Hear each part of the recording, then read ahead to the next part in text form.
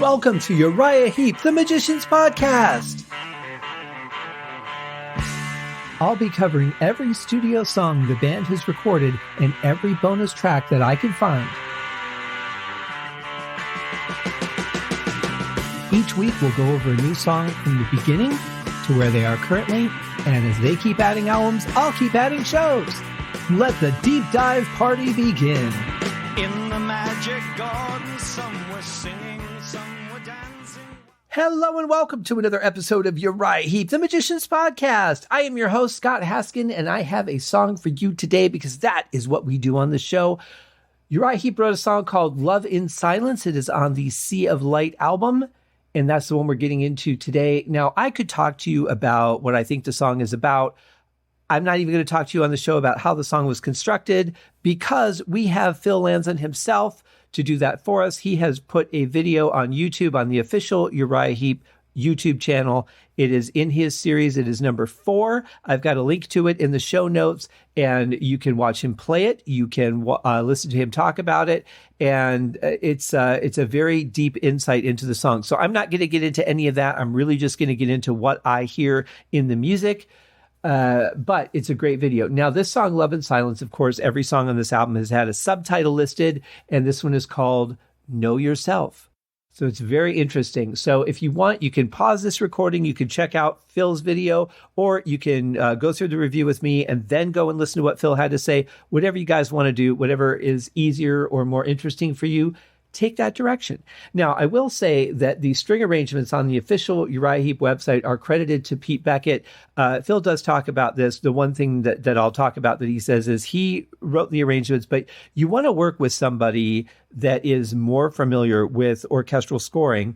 And the reason is because sometimes you can write something that isn't necessarily realistic for a person to actually play. You could write something that isn't even in the note range of the instrument. And when you're writing for multiple instruments, sometimes you might miss a note here and there. So it's a really good idea to have somebody with you to make sure that you're making a realistic portrayal. Even if you're not actually going to hire an orchestra to do the song, which they use keyboards, you definitely want to at least make sure that you're doing something that's accurate and reasonable. Now, Phil also talks about the fact that they used actual orchestral samples. So the way that things are nowadays, and I can't be sure of how they were exactly in 1995 because I really don't remember, to be honest. But the way that we have it nowadays, if you're using an actual orchestral sample, you would only get the notes that are in the actual note range of those instruments. If you're playing just on a regular keyboard, let's say, you're just playing on like a Korg or a Roland sequencer, and it's got a cello patch and it's got a violin patch. A couple of those notes might be actually sampled, but the rest are all digitally calculated, for pitch shifting and that sort of thing. They're not every single note has its own actual sound. And the keyboards, they would have to be huge to have the hard drives in them to have enough memory to store all of those samples if they were to work that way. So they're mostly digitally created. The problem with that, at least in the older keyboards, I'm not sure now because I don't have any newer synthesizers, is that the note range for every instrument goes from the bottom key to the top key. So a violin only has a certain range. It goes from mid-range to the upper high range, not all the way to the end of even a piano, but it goes pretty close to the right side of the piano.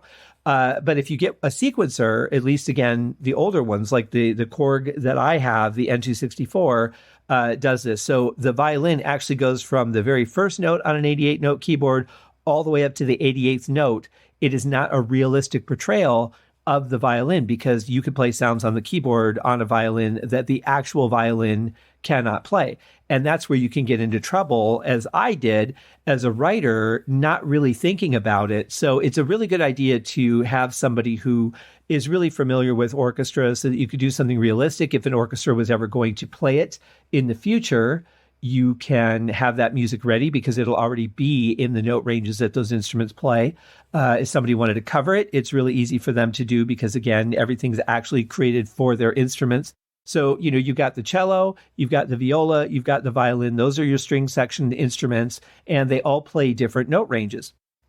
So very important that you're writing properly for each one.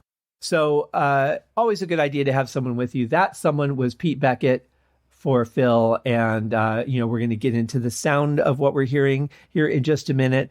But I do want to say that those are very important distinctions, whether you have somebody with you or not. If you're well enough trained and you're well enough versed in each instrument, it's still easy to make a mistake if you're writing it on a keyboard. Because again, if the note ranges aren't accurate, it's easy to fall into that trap. But like Phil says, he was using actual orchestral samples. So I have to think it was one of the earlier sample libraries in 1995. So that being said, let's get into the song. Here it is, Love in Silence.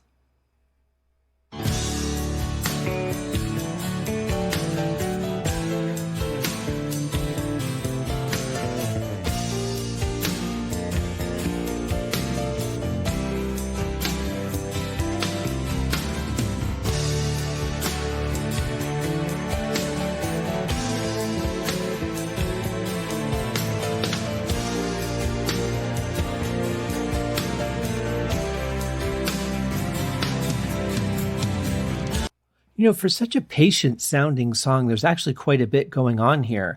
You've got the acoustic guitar, and, I don't really talk about this ever, but acoustic guitar and drums really go so well together because the acoustic guitar, if it's being played in a strumming mode, really kind of works with the hi-hat a lot of times. It can really kind of thicken up the drum sound a little bit. But the feeling here is just kind of really warm, but it's also kind of, potentially uncertain because you're not sure exactly where it's going, and it drops down instead of going up. So maybe there's a little bit of uncertainty there, not in the performance, but just as a listener, the feeling that I'm getting. The bass is got some really cool licks. There's a couple of notes that are popping out here and there that sound really good. The piano is just beautiful. Really, really nice feeling so far.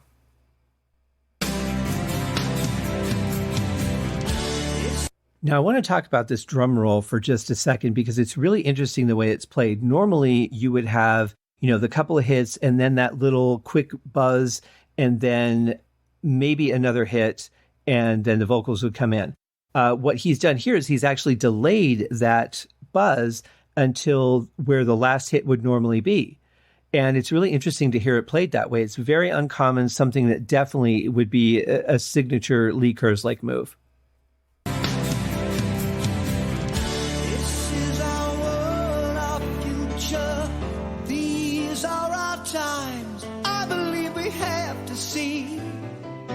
In silence, there's no mystery. The world is so busy talking. What do they know? They're missing out on being alive. Words are turning into lies. I really love that the band has dropped out for this section. I love just the sound of Bernie's voice and Phil's piano playing together. The piano just sounds nice and rich and full. It's a great EQ, great miking on it. And Bernie's voice, of course, is just fantastic. And the two together, this is just a great sound between the two of them. And it also really allows for Bernie's voice to shine through uninterrupted, but also for Phil to show his piano skills and not have to have it buried underneath, other layers of things. Really, really nice. And I love the style that Phil is playing. And that's the kind of thing that as a piano player, I really kind of wish I could do. I've never been that kind of player. I'm not really, I don't even really consider myself a piano or keyboard player. It's just something I do in means of writing a song. But that sort of playing is just beautiful. It's very flowing. It's got a lot of motion to it. There's a lot of things happening, but at the same point, it again doesn't distract from the vocals. It doesn't kind of take off. The way that he's playing is gentle enough, but striking hard enough to where you get a good clean note every time. It's just very masterful.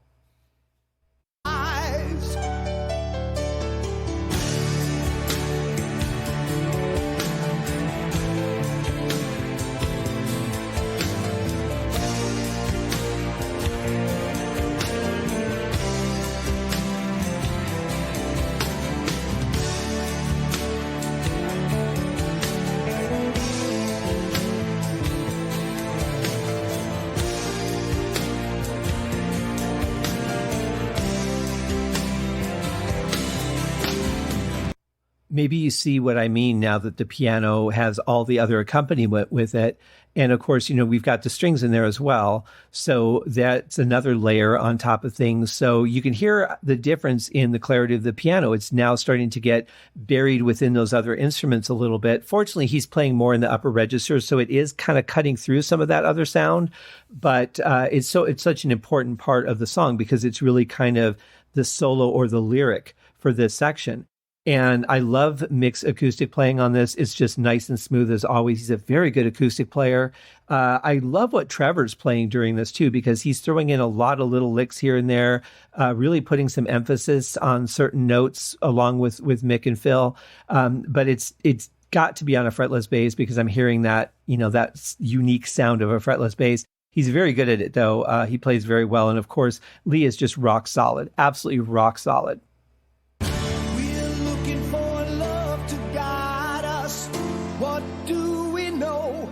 Truth is never to be told. It's waiting there inside your soul. Be innocent, join in fighting so easily in a world of pain and war. Who knows what they're fighting for? This is, again, a typical nice build from Uriah Heep. The first verse was very simple. It was piano and vocal. Now we've got piano with a pad added to it, nice little synth pad, and the vocal, and then it builds from there. We have a couple of notes from the bass guitar coming in, some accents here and there on the synths. It's just a nice build as we progress through the song.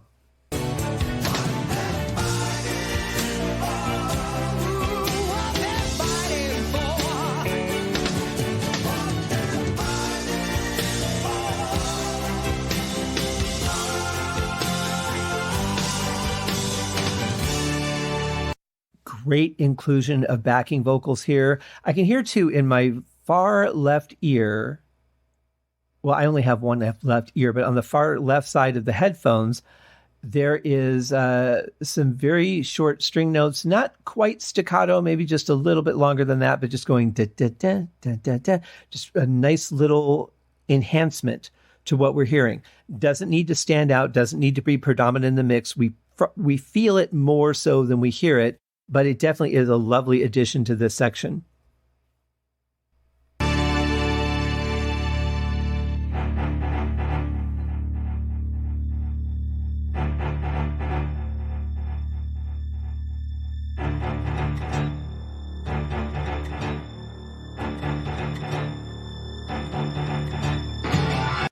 Here's another great example of a short build that the band does. Now, we're hearing the cello, but we're also hearing this one string hanging overhead, just this one mid-high note that just sits in our left ear, and it kind of makes us feel a little bit uncomfortable, maybe a little bit uneasy. It looms over us as we find out how the next part of the song is going to go or how this part's going to build. And then we also hear a low tone come in to contrast it, while Mick starts coming in with the acoustic. It's a really, really nice build, but it's interesting too how short it is as we transition into the next section.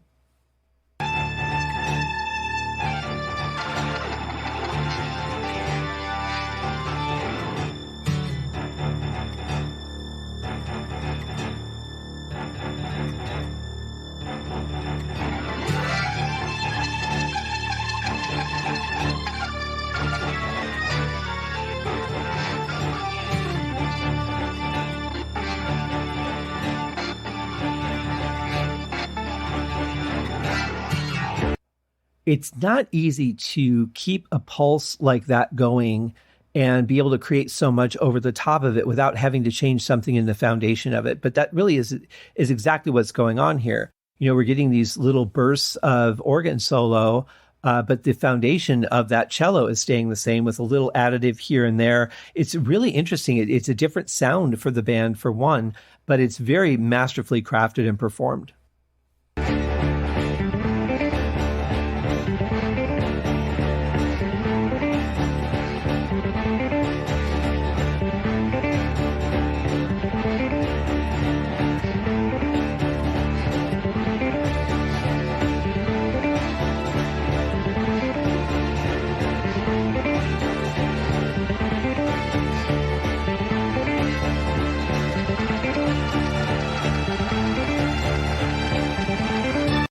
This is really fantastic. And it's interesting, too, that there are no drums so far in this section at all in this build.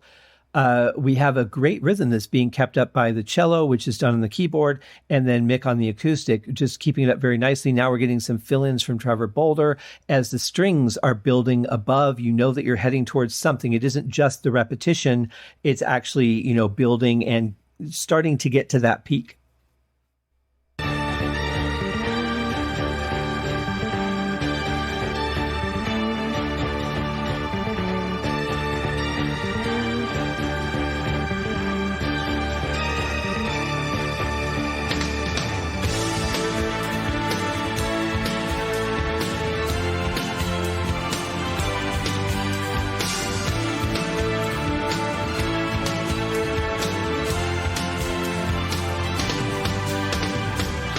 Well, it's such a triumphant moment, isn't it? It's like they've come out of this strife, of this time of chaos and confusion during that last section.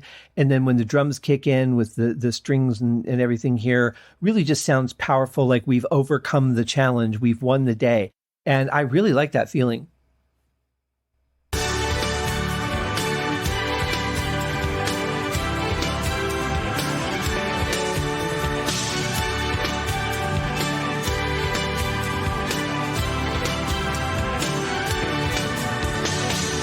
Well, this is really cool because what we were hearing, just those three little da-da-das on the strings before, we're now hearing in the left ear and in the middle, just kind of randomly going back and forth between the two, just kind of giving just like little sparks of encouragement, it feels like. Hey, you got this, buddy. We've made it. We're going to get through the next thing together. We can do anything. Those kind of feelings is what it's emoting to me in this moment. I think it's just such a powerful thing. And then with the higher strings over the top, kind of laying a protective blanket over us that nothing can really hurt us. I love it.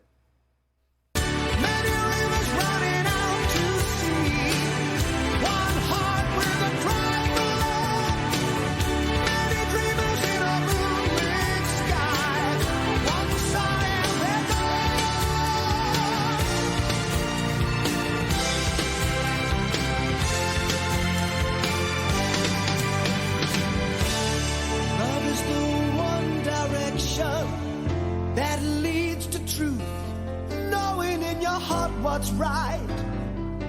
You'll walk upon the sea of light. That was a nice little part there at the end of that with the string and the piano. I really like that. But I like this overall feeling. I love the panning in this song because the drums are not, too centered. They're fairly close to the center, but they do have a little bit of width to them where they feel more like a three-dimensional sound. And then also, just all the different string sounds. And I can't tell if some of those are strings or maybe a little bit of brass on those short bursts. They could be either. It could be a synthesizer. But in any case, because there's strings and then there's synth strings, which have a combination. And then there's like a brass and then there's a synthy brass. So it's hard sometimes when they're all mixed together to tell exactly what they are. But I like the sound of them, but I like where they're placed because we're going from the far right ear to the far left ear. And then we've got those little bursts slightly to the right of center. Just really makes it interesting and kind of like, hey, where'd that come from? Hey, where'd that come from? As you're listening to it, because you never know where that next burst is going to come from. There's something in love and silence that you can find. Know yourself in all around. Listen to the only sound. See, and now we're hearing a little bit of acoustic guitar in the far left ear, which is interesting. It's playing along with the melody quite nicely. And now we've got this a note hanging over us again, that higher note that seems to be sort of protecting us from above, but it's also an intriguing note because sometimes those notes can mean there's danger ahead. Sometimes those notes can mean everything's okay.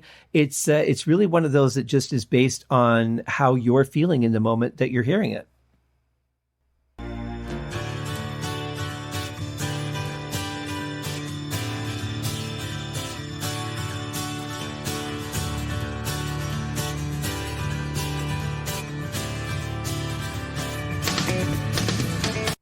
It's interesting. I'm thinking that this acoustic guitar might actually be on two separate tracks. I'm hearing in the left ear, the full strumming, the attack and the melody of it. And then in the right ear, I'm hearing just the attack. So it could be that they filtered it down to only, maybe put a gate or something on it to just have that attack, or he could have just recorded 2 separate tracks with just those parts without the rest of the strumming. Very interesting sound either way, though. It really adds some depth to it. It adds some thickness and some power to it. I really like that technique.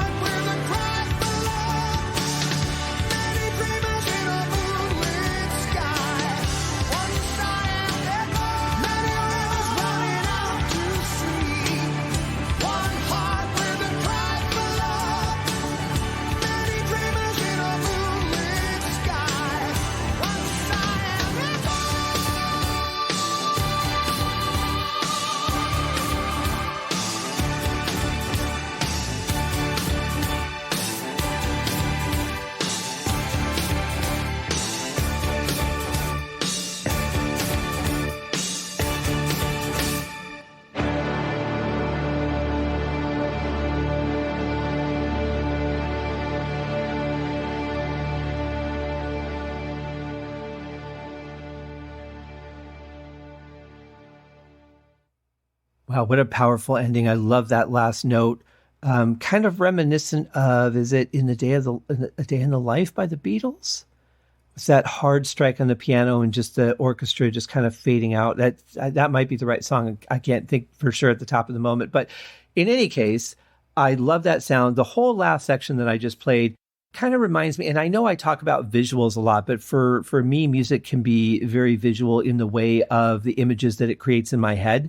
And I won't name the particular movie because I don't want to spoil the ending, but there's a point where, shock, everybody gets freed at the end and everything's fine. That never happens in a Hollywood movie. But in any case, in this particular movie, it did. And, as everybody's just kind of like discovering the new world that they've just escaped into, and they're all running down the hill and they're kind of jumping up and down together. And again, like another, unity, another we survived this feel that I've gotten from several Uriah Heep songs, especially as of late on this album. Really, really powerful images that it creates for me. It just has such a warmth. I think it might be the strings. They have a sort of a cinematic feel to them. And, back in 1995, strings were huge in soundtracks. Obviously now the string sections that they use are, very dominant in most action movies and a lot of dramas, but you really hear strings a lot in action films. And so maybe there's the connection for me, but also because I've worked on films before, there might be a connection there. But in any case, yeah, it really does feel good. It has a really uplifting sound and feel to it for me. It really kind of leaves me positively charged, and that's such a great thing as it's Friday and we're headed into the weekend, to go into the weekend just feeling good, feeling like all the dark stuff is behind us. We could just start enjoying things now. The theme really fits. And again, I don't plan this out, guys. Like, I really don't. What I did was I was just going to do, I think it was like 2 shows a week or whatever. And when I decided to up it to 4 a week, I just went through the list of all the songs and all the bonus tracks, figured out what all the shows were, and then just started filling in the calendar. And we've had a couple that have just been timed so perfectly, this being one of them. And again, I would not have known that because I'm not familiar with this song prior to the podcast, or actually I should say prior to watching Phil's video right before the podcast. It just happened to work out really, really well. So here's what I want you guys to do today. All right, I want you to hold on to this feeling. I want you to take it with you throughout the day. Whatever the day's challenges are, you got this. We're going to have a great weekend. Let's head into it. Thank you guys so much for joining me for this episode, this wonderful song. If you haven't already, go check out Phil's video. It's really fantastic and very informative, on the song itself and his insight into it. So check that out. Have a wonderful weekend, guys. We'll see you on Monday. Cheers. Thank you for joining me on this episode of Uriah Heep, the Magician's Podcast. If you have enjoyed this show, please consider going over to Apple Podcasts or your favorite podcast outlet, leaving a rating or a review. Be sure to subscribe to make sure that you are notified when new episodes are available. Please be sure to share this podcast with your fellow Uriah Heep enthusiasts and anyone who you think would like Uriah Heep, which should be everyone. And if you are so inclined, please feel free to contribute to the Patreon account. And if you are not a Patreon subscriber, you can also pay through the PayPal link on the website listed in the show links below. I would also like to thank Uriah Heep for their very generous support of the show, and thank you guys for listening. We'll see you in the next episode. Happy days!